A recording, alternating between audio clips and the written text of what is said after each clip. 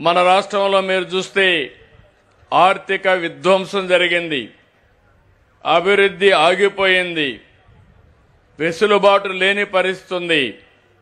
చెప్పిన మాట నిలబెట్టుకోవడానికి ఎన్ని ఆర్థిక ఇబ్బందులున్నా ఏమాత్రం ఆలస్యం చేయకుండా 2 విడతలు కలిపి 6,310 కోట్ల రూపాయలు అన్నదాతకి ఇచ్చాం, మీ అకౌంట్లో జమ చేశాం.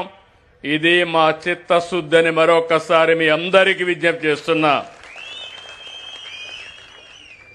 అయితే ఈరోజు రైతన్న భవిష్యత్తు మార్చే మార్పు గురించి మనం ఆలోచించుకోవాలి.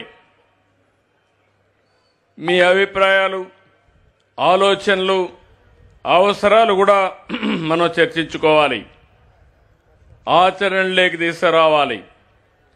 సాగు తీరు మారాలి, వ్యవసాయం లాభసాటి కావాలి, అన్నదాత బతుకు మారాలి. దీనికోసమే మనం ఆలోచిస్తే అనేక విధాలుగా మనం ముందుకు పోతున్నాం. ఈరోజు ప్రధానమంత్రి గారు ఉపన్యాసం కూడా మీరు విన్నారు, ప్రకృతి సేద్యం. రాబోయే రోజుల్లో ప్రకృతి సేద్యం ఏ దేశం గాని ఏ రాష్ట్రం గాని ముందుంటే ఆ రాష్ట్రానిదే భవిష్యత్తు. అప్పుడే రైతు సమస్యలకు పరిష్కార మార్గం. నేను అందుకనే మీ అందరికీ ఒక సూచన చేస్తున్నా. నేను ఎప్పుడు కూడా ఒక సంస్కరణలకు నేను నాంది పలుకుతాను.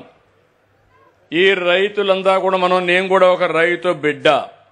చిన్నప్పుడు మా నాన్న వ్యవసాయం చేస్తా ఉంటే నేను కూడా పోయి సహకరించిన వాడిని. అక్కడి నుంచి ఒక రైతు బిడ్డ ఇన్ని సంవత్సరాలు రాజకీయాల్లో ఉండడమే కాకుండా సమర్థవంతంగా పాలన అందజేసి సుపరిపాలనకు నాంది పలికామంటే ఇక్కడుండే రైతులంతా కలిసి మీ వ్యవసాయంలో లాభసాటిగా చేయలేమా అంటే చేయగలుగుతామనేది నా అభిప్రాయం అని మరొక్కసారి మీ అందరికీ హామీ ఇస్తున్నా.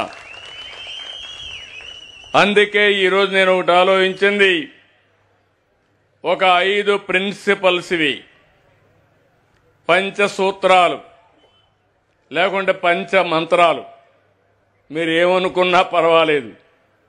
ఇది పాటించిగానే అనునిత్యం ఆలోచిస్తే మన సమస్యలకు పరిష్కార మార్గం దొరుకుతుంది. లేదంటే రాష్ట్రంలో ఉండే రైతాంగం ఇంకా మేము పాత పద్ధతిలోనే వ్యవసాయం చేస్తాం, ఎప్పుడు చూసినా గవర్నమెంట్లే ఆదుకోవాలంటే కొన్ని గవర్నమెంట్లు ఆదుకుంటాయి, కొన్ని గవర్నమెంట్లు ఆదుకోవు. దానివల్ల రైతు భవిష్యత్తు ప్రశ్నార్థకంగా మారుతుంది. ఈరోజు కేంద్రంలో రాష్ట్రంలో ఎన్డీఏ ప్రభుత్వాలున్నాయి, డబల్ ఇంజన్ సర్కార్ ఉంది. అందుకే మీరు చూస్తే ఎప్పుడూ జరగని అభివృద్ధి ఈరోజు మనం చేయగలుగుతున్నాం. నేను ఎన్నికల కంటే మీ అందరికీ ఒక హామీ ఇచ్చాను. నా అనుభవం ఉంది, ఇన్ని సంవత్సరాలు చేసిన దానికంటే కూడా భిన్నంగా చేస్తా. ఇన్ని సంవత్సరాల్లో ఏం చేశానో 5 ఏళ్లలో చేసి చూపిస్తానని ఆ రోజు మీ అందరికీ హామీ ఇచ్చాను. నేను గాని జనసేన అధినేత పవన్ కళ్యాణ్ గారు గాని